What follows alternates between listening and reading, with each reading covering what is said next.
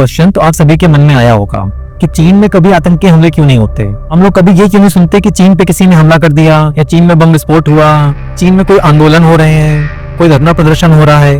कभी भी हम लोग चीन के बारे में ऐसा कुछ क्यों नहीं सुनते।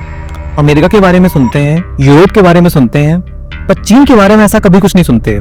ऐसा क्यों? आइए जानते हैं इसका रीजन।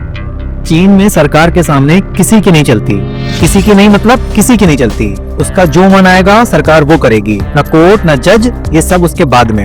वो जरा भी चूं चपड़ की कुछ भी गलत बोला तो सरकार उसे कहाँ गायब करा देगी आपको पता भी नहीं चलेगा। अभी अली बाबा वाले जैक मा को उठा लिया था सरकार ने, उनको भी हवा लग गई थी वेस्ट की। सरकार ने 6 महीने निकलने नहीं दिया घर से, जब अकल आई तभी उनको छोड़ा।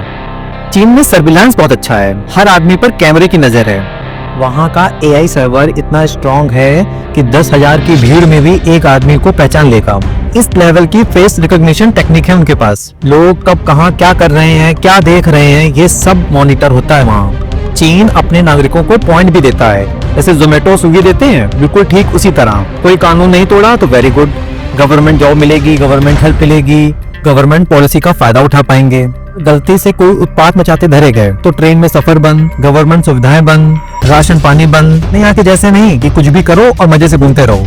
एक तीसरा रीजन है कि सबके पास काम धंधा है, कोई खाली नहीं बैठा वहाँ पर। चाइना में सब बिजी हैं और चाइना वाले वैसे भी बहुत मेहनती होते हैं। 8 से 12 घंटे काम करना वहाँ नॉर्मल है। इसके उलट जरा भारत में देखो, आपको सड़क पे ऐसे बहुत से लोग मिल जाएंगे जिनका स्वभाव ही उत्पात मचाना है। भारत में बहुत से खाली लोग मिल जाएंगे जिनका काम ही होता है दूसरों को परेशान करना।